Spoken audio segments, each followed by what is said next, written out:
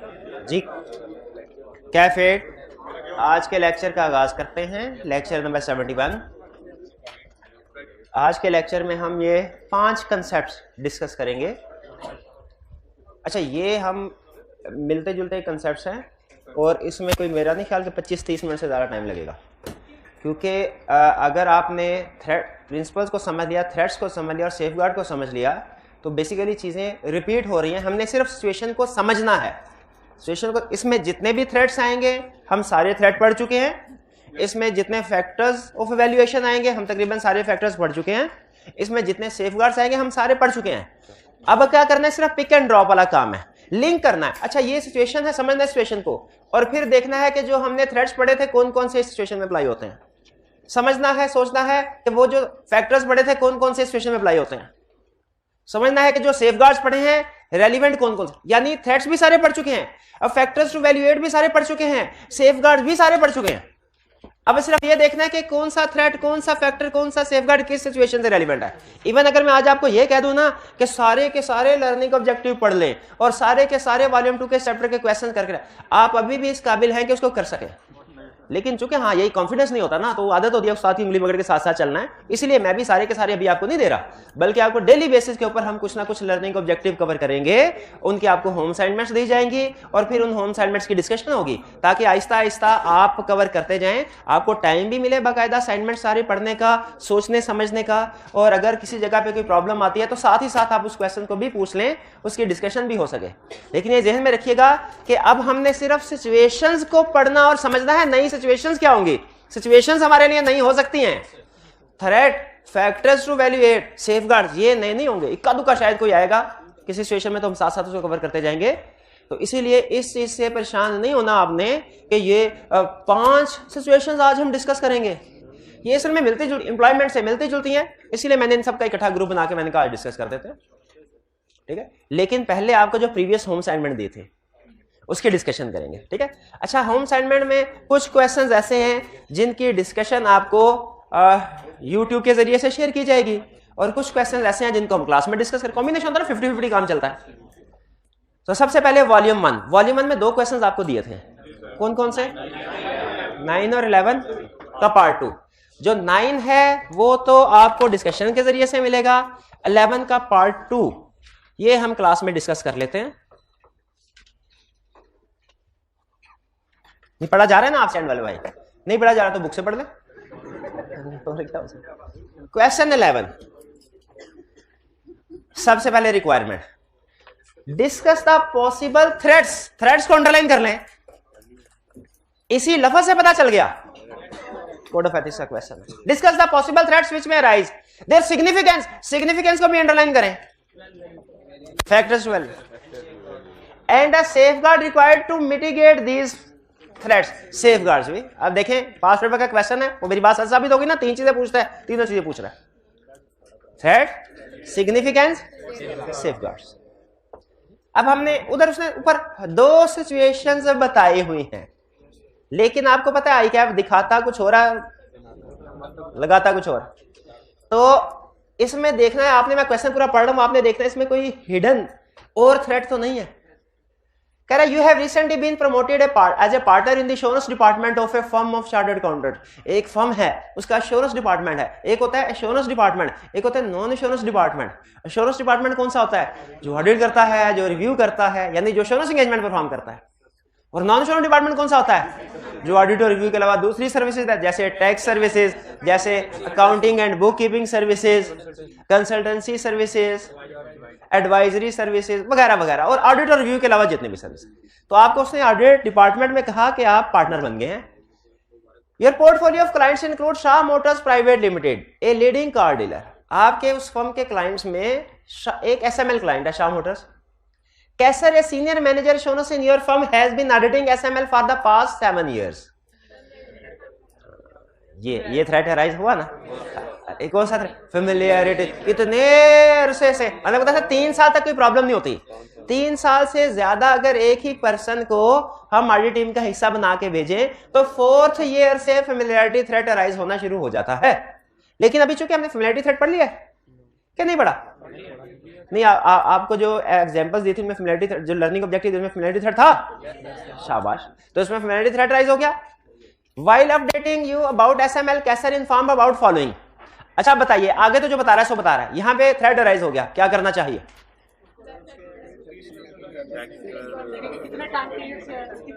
सबसे पहले थ्रेड बताइए, थ्रेड कौन सा राइज होगा? Familiarity thread. क्या कोई और थ्रेड भी राइज होता है? अच्छा अब यहां पे आपने जजमेंट नहीं, अगर एक सिचुएशन आपकी बुक में डिस्कस हुई है उस पे जजमेंट अप्लाई नहीं करनी, ये बताया कि नहीं बताया? तो जरा बुक में खोल के मुझे बताइए जहां पे वो लॉन्ग एसोसिएशन की बात करता है। लॉन्ग एसोसिएशन तो नहीं करवाया मैंने आपको? नहीं, हाँ मैं यही तो मैं कह रहा था नहीं करवाया, नहीं वो कह रहा था करवाया। हाँ चले ठीक है, फिर इसको रहने, इसको सिर्फ इतना रखते हैं। फेमिलियरिटी थ्रेड राइज होता है, एग्रीड। सिग्निफिकेंस किन फैक्टर्स पे डिपेंड करती है बताइए?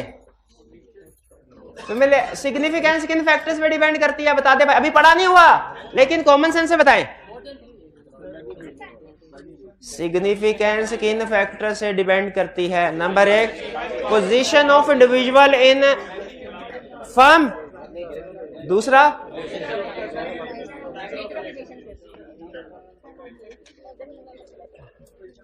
इसमें नेचर ऑफ रिलेशनशिप कहां से, उसका कोई रिलेशनशिप क्लाइंट में थोड़ा ही है। टाइम पीरियड देखेंगे ना, टाइम पीरियड देखेंगे हमारे इंडिविजुअल की पोजीशन क्या है इस क्लाइंट पे, उसका रोल क्या है टीम के अंदर, टीम के अंदर रोल क्या, कितने टाइम पीरियड, कितना अरसा हो गया है इसको ऑडिट करते हुए। मेरा 2 लिखने काफी है, काफी है। सिग्निफिकेंस भाई ये क्लियर है। अच्छा सिग्निफिकेंस में एक चीज ध्यान में रखिएगा, आपने सिर्फ फैक्टर्स लिखने हैं, कंक्लूजन नहीं लिखना कि थ्रेट हाईली सिग्निफिकेंट है, थ्रेट मॉडरेटली सिग्निफिकेंट है, ये नहीं लिखना, सिर्फ फैक्टर्स लिखने हैं। सिर्फ के significance of threat will depend on following factors, नीचे 2 3 4 जितने हैं वो लिख दिए। कंक्लूजन के सिग्निफिकेंस हाई है कि लो है ये कंक्लूजन नहीं देना। थ्रेट सेफगार्ड्स में क्या लिख सकते हैं? रोटेट कर लें इसको, शाबाश, या रिस्ट्रक्चर रिस्पॉन्सिबिलिटी और इसके काम, बिल्कुल ठीक, क्वालिटी कंट्रोल रिव्यू करवा लें। ओके नेक्स्ट 1 को स्किप कर रहा हूं क्योंकि असाइनमेंट में पार्ट 2 था। SML has hired a new head of marketing, नया हेड ऑफ मार्केटिंग उन्होंने हायर किया। His son Amjad is expected to be included as a junior team member in SML's audit team. अच्छा एक student कहने लगा sir इसमें तो कुछ भी नहीं करेंगे क्योंकि सर लिखा है एक्सपेक्टेड है टू बी पार्ट ऑफ, अभी ऑडिट टीम का पार्ट हुआ तो नहीं है, तो जब हुआ ही नहीं है तो फिर थ्रेट कैसे राइज हो गया? अभी तो थ्रेट राइज नहीं हुआ। लेकिन याद रखें प्रपोजल जब कंसीडर हो रहा है तो इसी वक्त भी तो हम बताएंगे कि अगर ये टीम का हिस्सा बन जाता है तो थ्रेट राइज होगा, उसकी सिग्निफिकेंस इस पे डिपेंड करेगी, सेफगार्ड ये अप्लाई करने पड़ेंगे हमें। क्या बताइए अभी हमें थ्रेट डिस्कस करना चाहिए कि नहीं?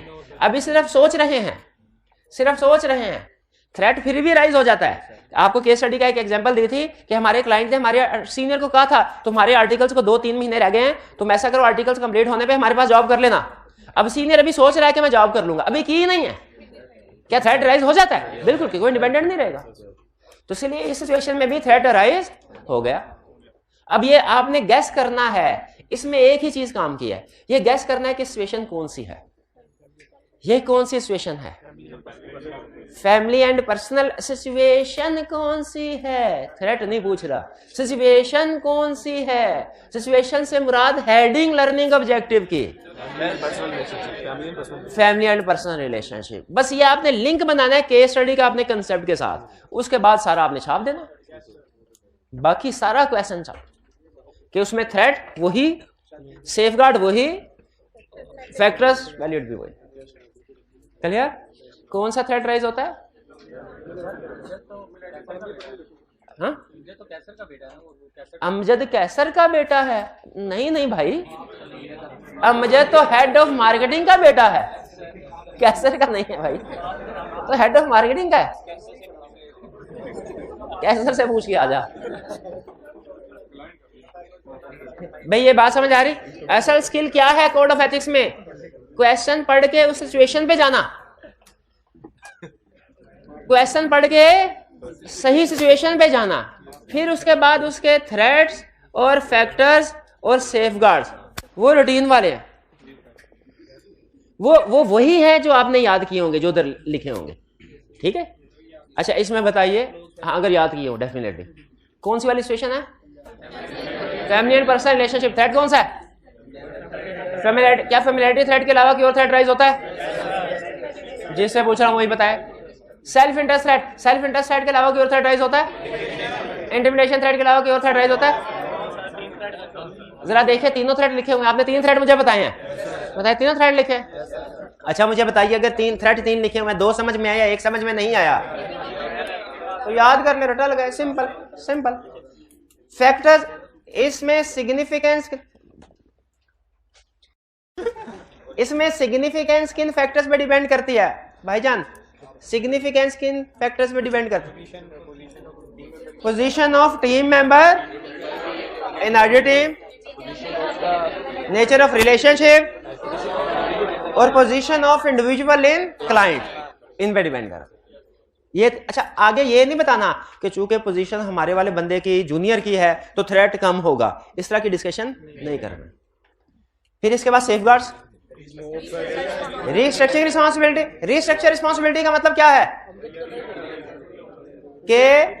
कि उसके बेटे की रिस्पांसिबिलिटी रोटेट कर दें कि वो अपने बाप के काम का ऑडिट ना कर रहा हो और उसके काम का एडिशनल चार्टर्ड अकाउंटेंट से रिव्यू करवा लिया जाए या उसे रिमूव भी कर दें। अच्छा यहाँ पे एक बात क्वेश्चन ज़हन में ये आता है कि अगर हम उसको रिमूव कर दें, भाईजान पीछे चला जाए यार, नहीं मुझे डिस्टर्बेंस होती है फिर मैं दो ना। तो क्या बताने लगा था?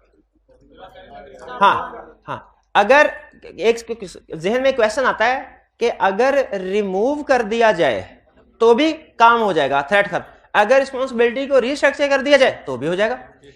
प्रैक्टिकली हम दोनों में से कोई ये काम करते हैं, या रीस्ट्रक्चर करवाते हैं या रिमूव करवाते हैं, लेकिन एग्जाम के क्वेश्चन में आपने ऑल पॉसिबिलिटीज को डिस्कस करना है क्योंकि हमने सारी सेशंस देनी है आगे जो उनको मंजूर हो।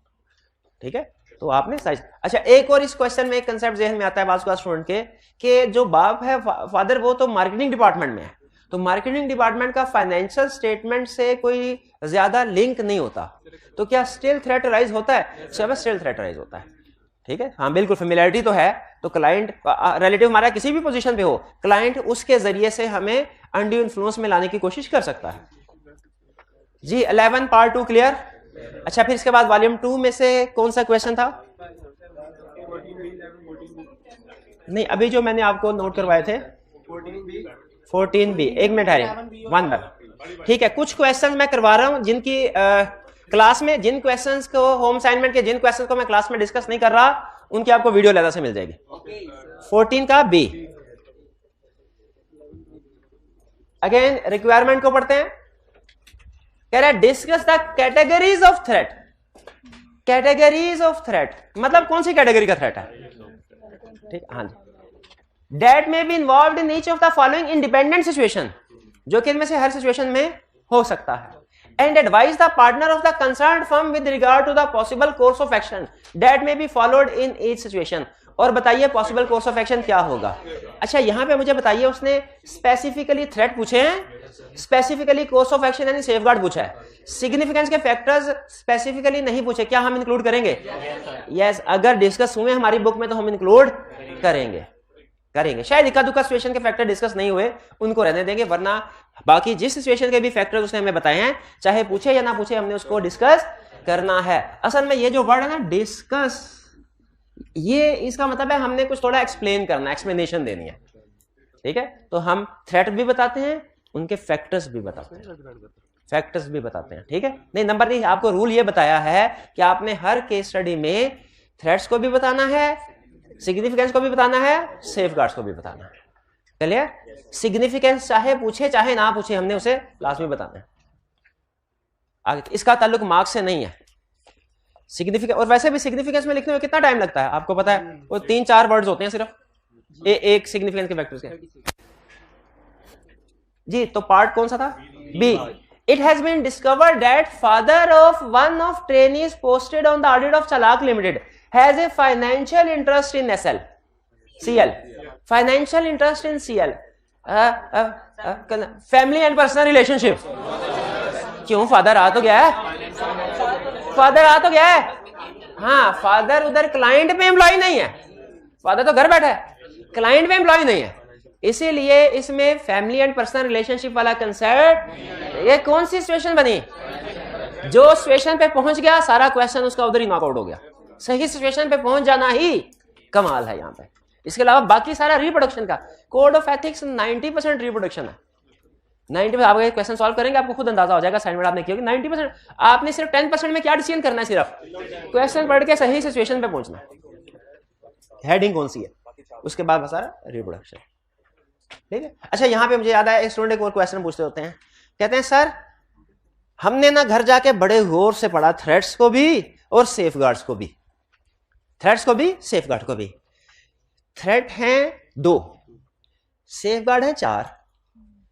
आपने हमें आधा कंसेप्ट बताया, आपने ये बताया सिचुएशन में थ्रेट कौन से राइज होंगे, आपने ये बताया सिग्निफिकेंस के फैक्टर कौन से होंगे, आपने ये बताया सेफगार्ड्स क्या होंगे। ये नहीं बताया कौन कौन से थ्रेट के लिए कौन कौन सा सेफगार्ड है। ऊपर 2 थ्रेट है, नीचे 4 सेफगार्ड है, बताइए कौन से वाला सेफगार्ड किस वाले थ्रेट से रिलेट करता है, ये तो बताया ही नहीं आपने। तो याद रखिएगा हमेशा थ्रेट्स और सेफगार्ड सिचुएशन के लिहाज से होते हैं, यानी जो सेफगार्ड हमने बता रहे होते हैं ना सेफगार्ड, वो सिचुएशन के लिहाज से होते हैं, थ्रेट के लिहाज से नहीं होते। आपने सेफगार्ड को सिचुएशन से लिंक करना है, थ्रेट से नहीं करना। तो इसीलिए चूंकि सेफगार्ड्स सिचुएशन के होते हैं, तो आप एक ही सिचुएशन के अंदर जितने थ्रेट्स हैं वो भी इकट्ठे लिख सकते हैं और जितने सेफगार्ड्स हैं वो भी इकट्ठे लिख सकते हैं। हर थ्रेट का अलग सेफगार्ड, हर थ्रेट का अलग सेफगार्ड ऐसे नहीं होता, बल्कि हर सिचुएशन के अलग सेफगार्ड्स होते हैं। ये बात समझ आ रही है? तो आपने आइंदा कभी अगर आप ज्यादा गौर कर रहे हो ना ऑडिट में, तो आपने ये नहीं सोचना अच्छा ये वाले 3 सेफगार्ड तो इस वाले थ्रेट के लिए हैं, इस वाले थ्रेट के लिए कौन सा सेफगार्ड है, तो वो सिचुएशन ऑटोमेटिकली कवर हो जाते हैं। वो सारे के सारे थ्रेट सारे के सारे सेफगार्ड से एड्रेस हो जाते हैं। क्लियर? यानी सारे सेफगार्ड सारे थ्रेट्स को एड्रेस करते हैं जी। तो ये हमारी सिचुएशन कौन सी हुई थी? नहीं, सिचुएशन कौन सी थी? Financial interest. तो इसमें थ्रेट कौन सा राइज होता है? अच्छा अब सुने, मैं आहिस्ता आहिस्ता ना आपका कंसेप्ट मजीद आगे लेके चल रहा हूं। तकरीबन 80% चीजें मैंने बता दिया, लेकिन कुछ चीजें रिफाइन कर रहा हूं। एक तो मैंने आपको ये बता दी कि आपने सिचुएशन के लिहाज से थ्रेट याद करने और सेफगार्ड अलग-अलग करने की कोशिश नहीं करनी कि इस थ्रेट का ये सेफगार्ड, इस थ्रेट का वो किसी क्वेश्चन में हो जाता, किसी में नहीं हो पाएगा। इकट्ठा करना है, इकट्ठे थ्रेट्स, इकट्ठे फैक्टर्स और इकट्ठे ही safeguard.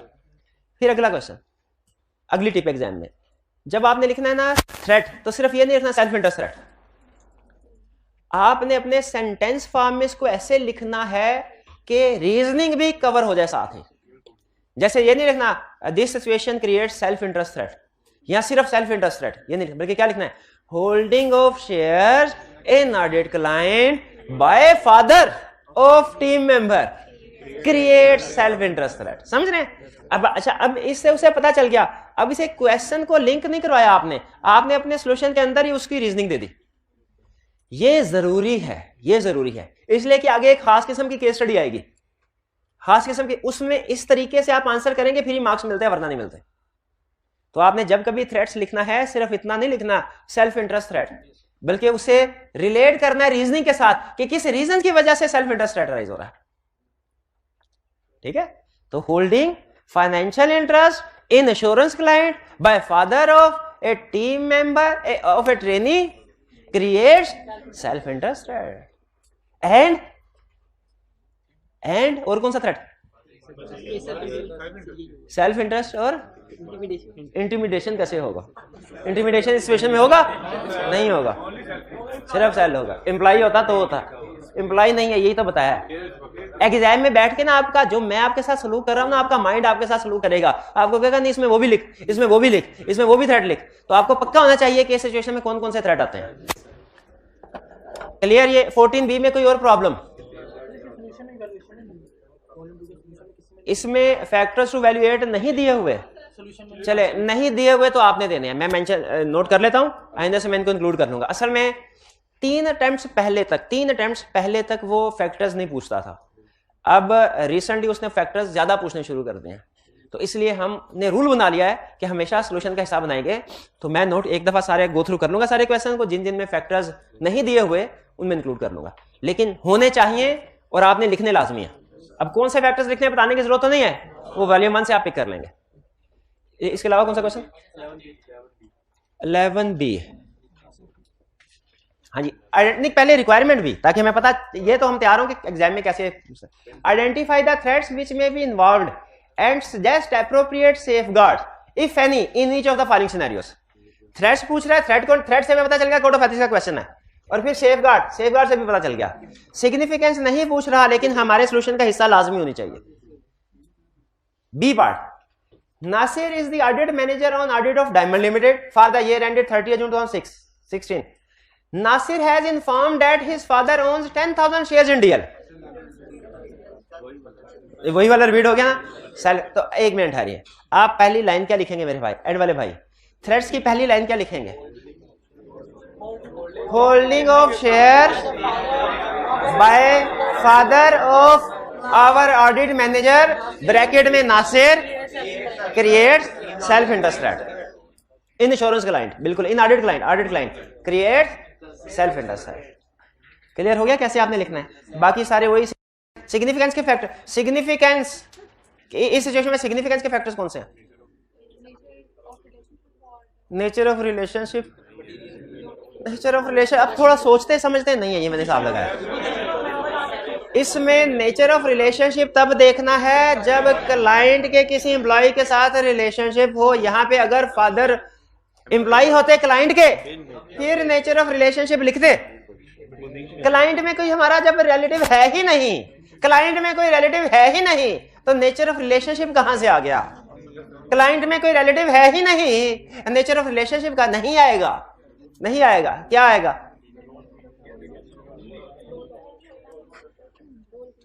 Role of individual in the team और मैग्नीट्यूड या मटेरियलिटी ऑफ ट्रांजैक्शन, यानी कितने अमाउंट है शेयर होल्डिंग की। इसने 2 लिख दिया, ये भी काफी, अभी फिलहाल 2 लिख दिया, वो भी काफी है। सेफगार्ड्स,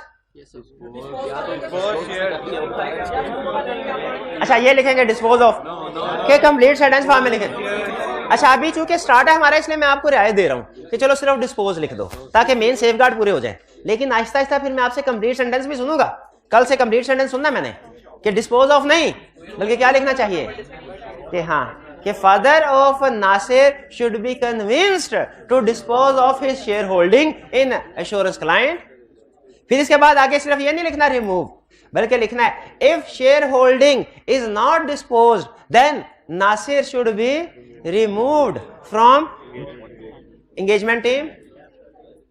ठीक है, और सिर्फ क्वालिटी कंट्रोल रिव्यू नहीं, बल्कि independent chartered accountant should be appointed to review the work performed by Nasir. Complete sentence form में, वरना नंबर नहीं देगा।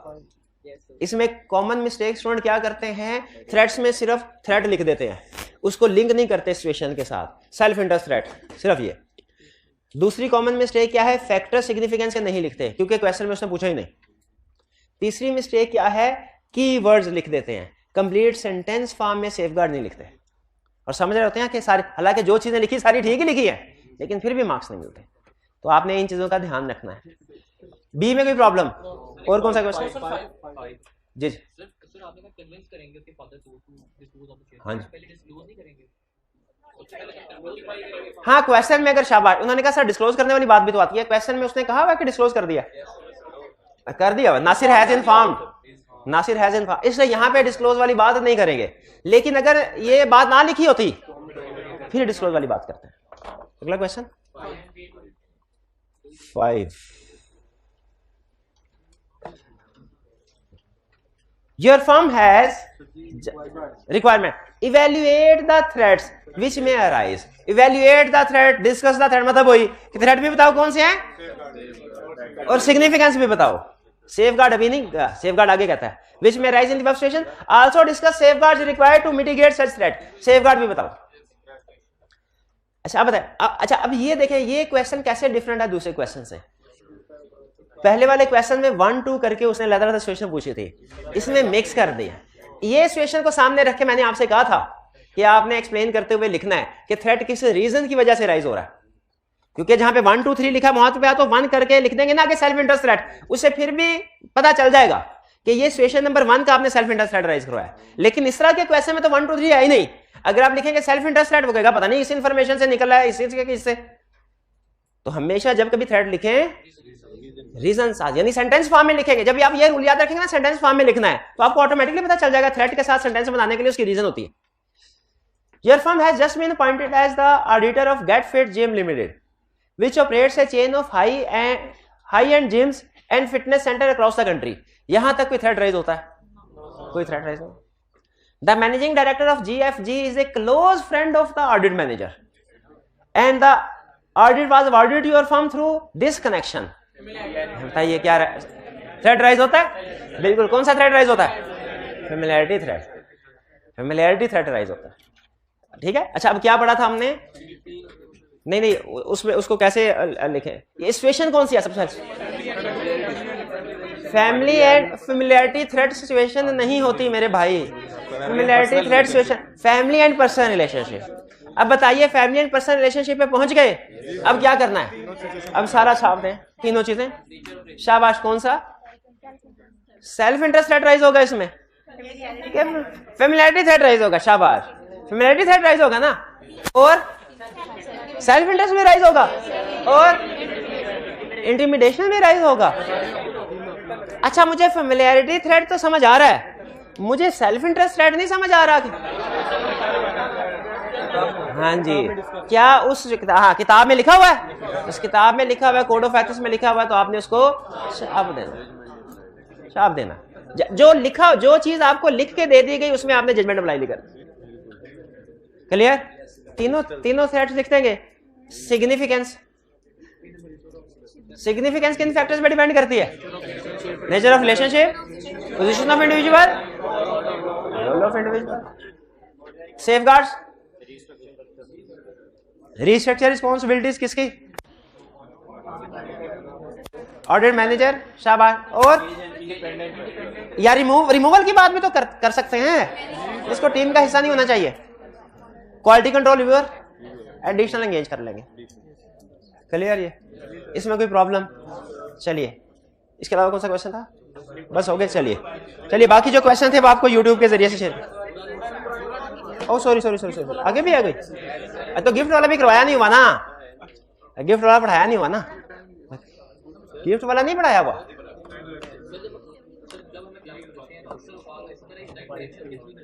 हाँ, अक्सर औकात कनेक्शन के जरिए से ही क्लाइंट मिल रहे होते हैं, तो बिल्कुल। लेकिन कनेक्शन के जरिए से क्लाइंट मिलना बुरी बात नहीं है, लेकिन उसी कनेक्शन का ऑडिट में हिस्सा लेना ये बुरी बात है। कोई दूसरे बंदे से करवा ले, ठीक है, ताकि वो इसको फेवर ना दे ऑडिट के दौरान। जी चलिए। अच्छा, मुझे बताइए हमने कौन कौन सी सिचुएशंस पढ़ ली हुई हैं? होल्डिंग शेयर्स वाली पढ़ ली हुई है, फीस वाली पढ़ ली हुई है। अच्छा, फीस का कोई क्वेश्चन तो नहीं आया? अच्छा, वो दूसरी केस स्टडी में है जिसकी डिस्कशन हमने, ठीक है। फीस वाला पॉइंट हो गया, फैमिली एंड पर्सनल रिलेशनशिप हो गया। चलिए ठीक है। अच्छा, आज हम जिन सिचुएशन को डिस्कस करने जा रहे हैं वो सारी की सारी एम्प्लॉयमेंट से रिलेट कर रही हैं, सारी की सारी एम्प्लॉयमेंट से रिलेट कर रही हैं। वो सिचुएशंस कौन कौन सी हैं? इसमें कुछ शायद लिखी होंगी, कुछ एम्प्लॉयमेंट रिलेशंस। ये एम्प्लॉयमेंट रिलेशंस, इसमें बहुत सी सिचुएशंस है, आज हमने ये कवर करना। होता क्या प्रैक्टिस में कि जैसे हमने लीगल रिक्वायरमेंट्स में एक डायग्राम बनाई थी, ये हमारी ऑडिट फॉर्म है, और ये क्लाइंट कंपनी है, ये ऑडिटर, और ये हमारा क्लाइंट कंपनी।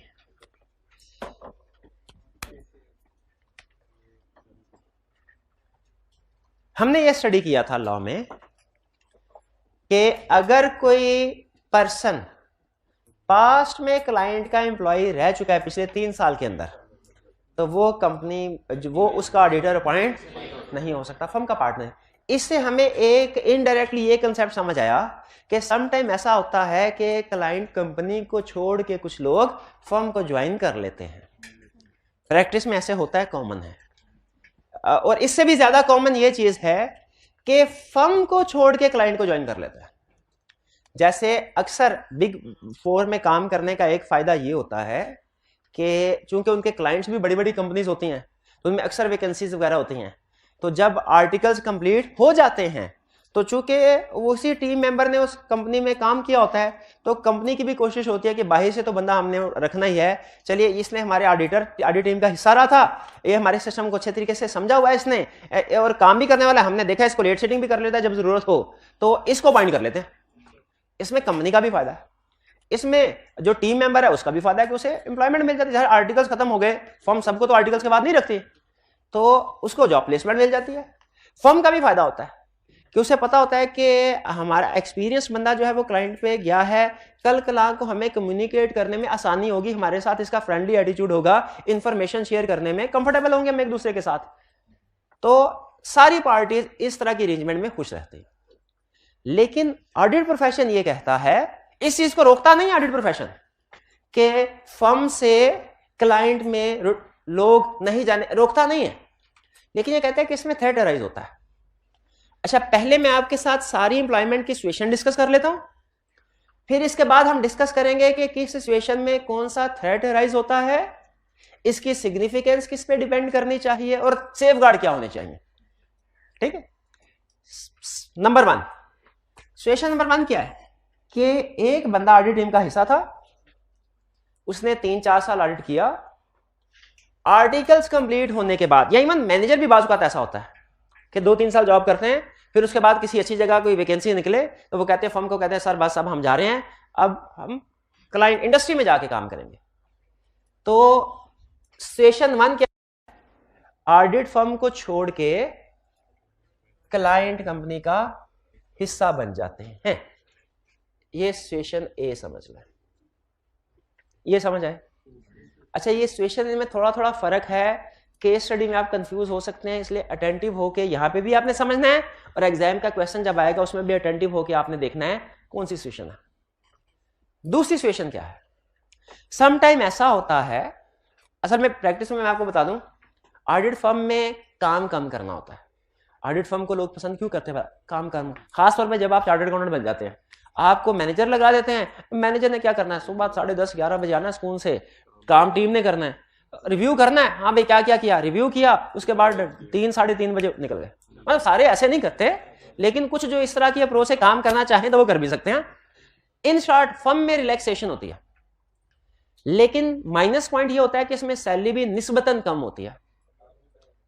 तो अब अपनी पसंद, अपनी सिलेक्शन होती है। कुछ लोग जो ये चाहते हैं कि नहीं हमने पैकेज बढ़ना चाहिए, वो फिर इंडस्ट्री में शिफ्ट हो जाते हैं। इंडस्ट्री में पैकेज बढ़ जाता है, बाज़ का डबल पैकेज भी मिल जाता है, लेकिन उसमें काम का प्रेशर बहुत ज्यादा होता है। तो शिफ्ट कर गए, 1.5-2 साल उधर है, 2 साल बाद पता चला हो इधर पैसे तो ज्यादा हैं लेकिन लेट सेटिंग बहुत ज्यादा है, उससे भी कहीं ज्यादा, कहते हैं नहीं वापस फर्म को चले। तो सम टाइम ऐसा भी होता है कि क्लाइंट कंपनी के एम्प्लॉयज रहे हैं, जो वो चार्टर्ड अकाउंटेंट है, CFO था, काम का प्रेशर या किसी और वजह से, तो उन्होंने डिसाइड किया नहीं, कंपनी को छोड़ के वापस ऑडिट फर्म का हिस्सा बनते हैं। यह है सिचुएशन बी। और मजे की बात, अगर आप इस फर्म के पार्टनर हो और क्लाइंट का कोई बंदा आपके पास आ जाए, आपकी फर्म को ज्वाइन कर लिया, आपकी कोशिश क्या होगी, रख लें उसे इसी कंपनी के ऑडिट पे भेजे कि किसी और, इसी, क्योंकि वो उनकी सारी इची बिची जानता है, सारे सिस्टम से वाकिफ है, सारी इंफॉर्मेशन इसके पास है, तो टीम को भी बहुत सपोर्ट करेगा और ऑडिट प्रोसीजर परफॉर्म करने में भी बहुत सी चीजें इसको ऑलरेडी पता होंगी।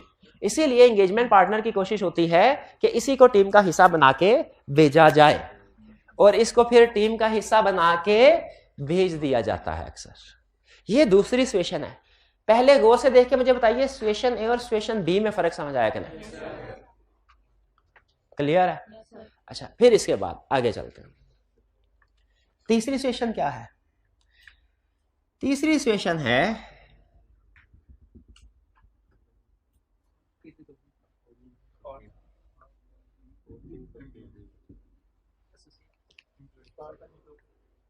ये डॉट्स में लिखा हुआ मैंने, डॉट्स में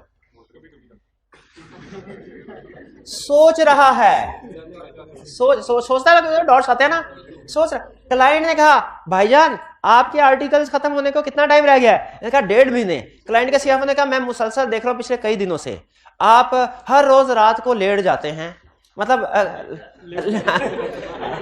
गो होम लेट और सुबह जल्दी आ जाते हैं। मैं भी लेट जाता हूँ। ऐसी क्या वजह है? ऐसी क्या वजह है? तो भाईजान ने कहा सर मुझे काम करने का बचपन से शौक है, तो मैं अपना शौक पूरा करता हूं। सीएफओ ने कहा मुझे ऐसे ही बंदे की तलाश थी।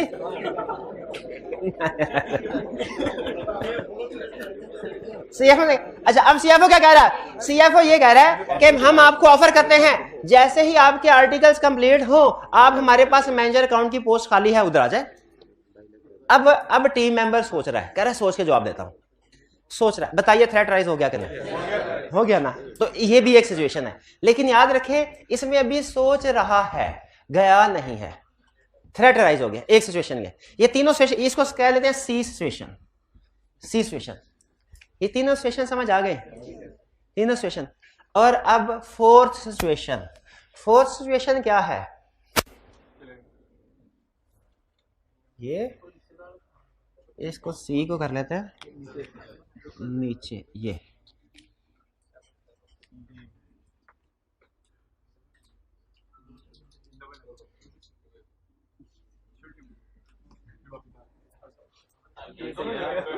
क्या?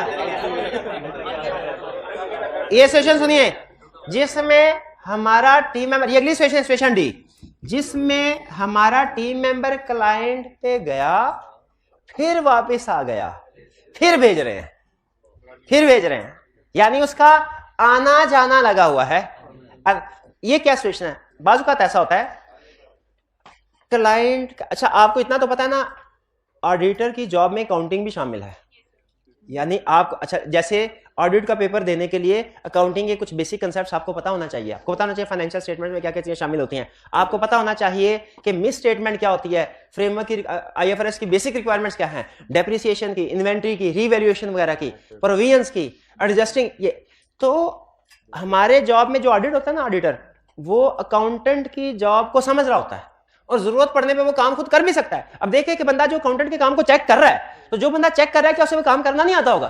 बिल्कुल करना आता है।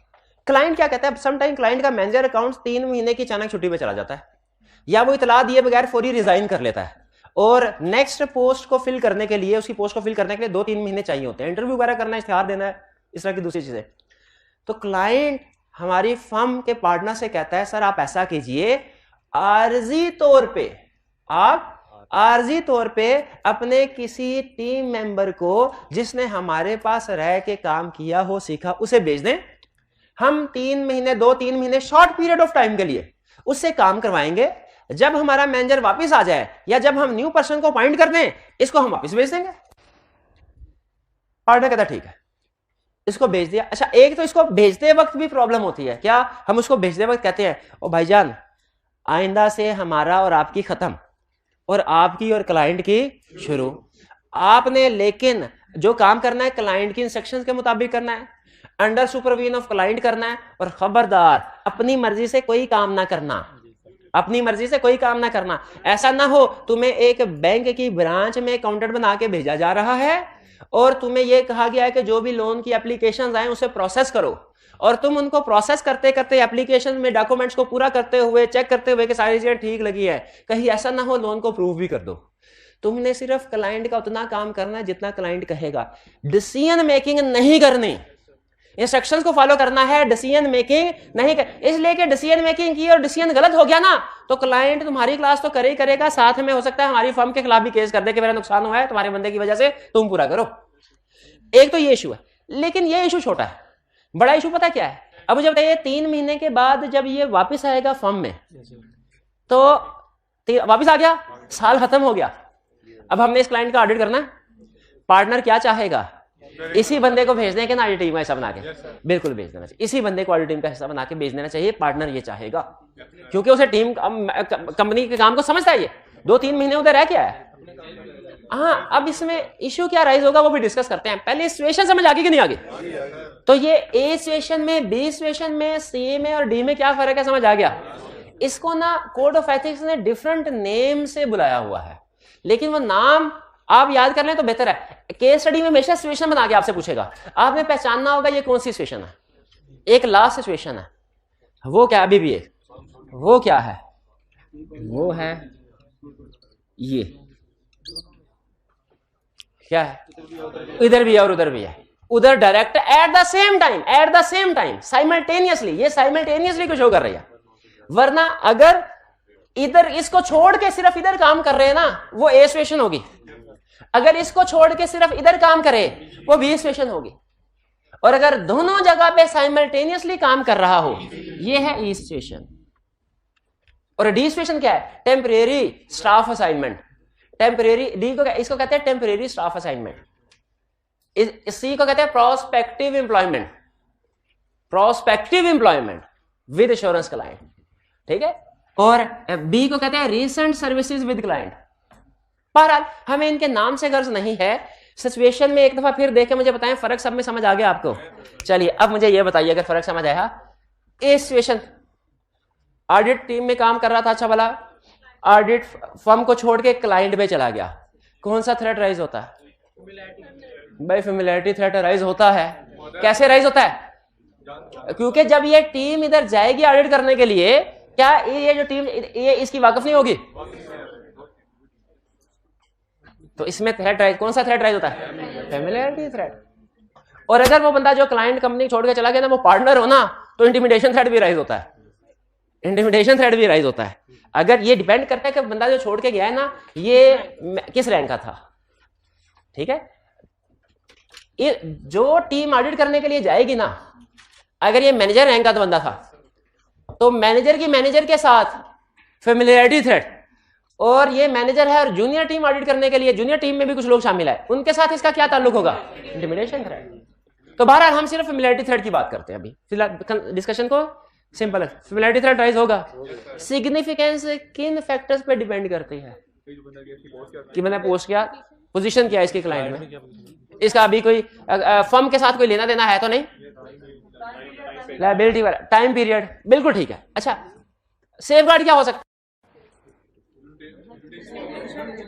रोटेशन वाला सेफगार्ड यहां पे नहीं हो, क्यों, क्योंकि रोटेट हम उस पर्सन को करते हैं जो हमारी ऑडिट टीम में फर्म में हो। अब क्लाइंट में उसको हमारी थोड़ी चलेगी, उसमें थोड़ी चलेगी। तो इसमें हमने कोशिश करनी है ऐसे स्टाफ को भेजे जो उसके साथ रिलेटेड नहीं था और इसकी निस्बत ज्यादा एक्सपीरियंस स्टाफ है। एक्सपीरियंस स्टाफ क्यों भेजने को कह रहे हैं, क्योंकि इसमें ना एक फेमिलियरिटी थ्रेट के अलावा एक और बड़ा इशू होता है। फेमिलियरिटी थ्रेट के अलावा इंटिमिडेशन एक इशू ये होता है कि ये बंदा अगर चाहे तो बेहतरीन तरीके से फ्रॉड कर सकता है क्लाइंट में, बेहतरीन तरीके से फ्रॉड कर सकता है। बेहतरीन तरीके से कैसे फ्रॉड कर सकता है, क्योंकि हमारे सारे दाव पे से वाकिफ है। तो हमें सेफगार्ड में दो काम हम लाजमी करते हैं सिचुएशन में, एक अपने ऑडिट प्लान को चेंज कर लेते हैं ताकि इसे पता ना चले कि अब हम क्या करने, और दूसरा एक्सपीरियंस टीम को भेजते हैं जो इसके चक्रों में ना आए, क्योंकि ये हमारा पेटी भाई रहा है, इसको सारा पता है कि हम किस तरीके से ऑडिट करते हैं किस तरीके से नहीं करते। ए सिचुएशन क्लियर।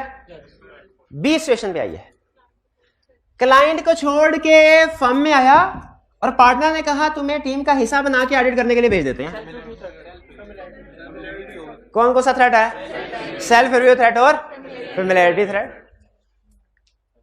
फैक्टर्स, फैक्टर्स कौन से हैं जिन पे सिग्निफिकेंस डिपेंड करती है, पोजीशन, टाइम पीरियड, बिल्कुल ठीक है।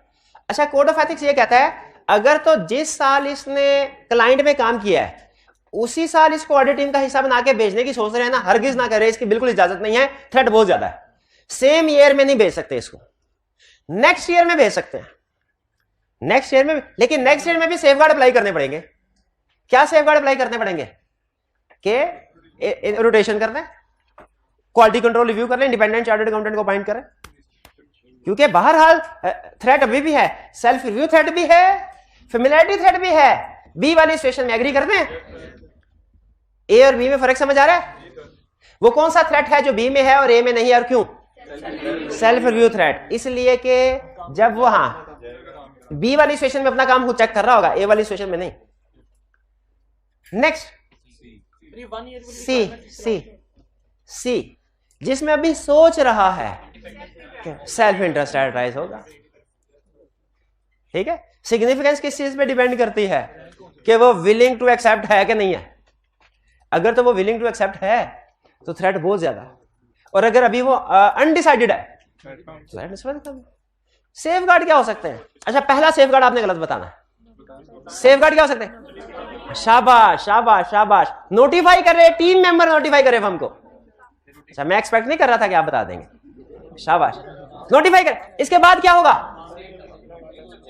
इसके बाद उस टीम मेंबर को रोटेट कर दिया जाएगा, उसके रिव्यूअर, इंडिपेंडेंट रिव्यूअर अपॉइंट करके उसके काम को चेक करवा लिया जाएगा। सी हो गया। डी, आरजी तौर पर गया वापिस और अब उसे टीम मेंबर का हिस्सा बना के भेजने की सोची जाए। Self review thread, self familiarity thread भी आ जाएगा। हाँ ठीक है, थोड़ा सा आ जाएगा। तो क्या सेफगार्ड होने चाहिए? इसको ऑडिट टीम में इंक्लूड नहीं करना चाहिए, और अगर करें तो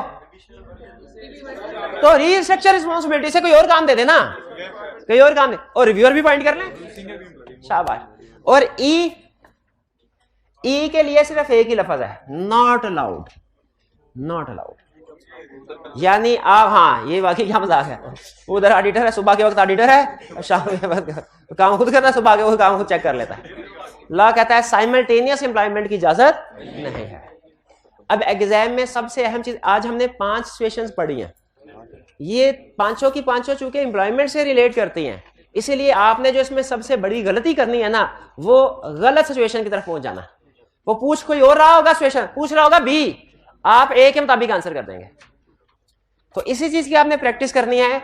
अब ये आपको क्वेश्चन दिए गए हैं जिनको देख के ही आपको कुछ होने लग गया था। अच्छा एक मिनट है, मुझे ये बताइए कल जो आपको असाइनमेंट दी थी उसमें आपको कितना टाइम लगा? कितने स्टूडेंट्स ने वो 3 घंटे या उससे कम में असाइनमेंट कर ली थी? देखिए आधे से ज्यादा स्टूडेंट्स ने 3 घंटे या उससे कम में असाइनमेंट कर ली थे। इस असाइनमेंट में आप नोट कीजिए 14A लिखा है, 6A, 15B, 3B, 8, ये सिर्फ पार्ट्स दिए गए हैं, पूरा क्वेश्चन नहीं है। अगर इन 4 पार्ट्स को इकट्ठा करें ना, आपने भी क्वेश्चन किए हैं, 3 या 4 पार्ट्स को इकट्ठा करें, फिर एक क्वेश्चन में 3-4 पार्ट्स होते ही है ना, तो असल में आप गिन रहे होंगे 1 2 3 4 5 6 7 8 9 10 11 12 13 14 15 16 17 18 19 क्वेश्चन, लेकिन असल में ये 5 से 6 क्वेश्चन हैं, क्योंकि पार्ट्स हैं। तो क्या ये सारे क्वेश्चंस आपने करने हैं? यस, ये सारे क्वेश्चन आपने करने हैं। क्या ये सारे क्वेश्चंस कल करके लाने हैं?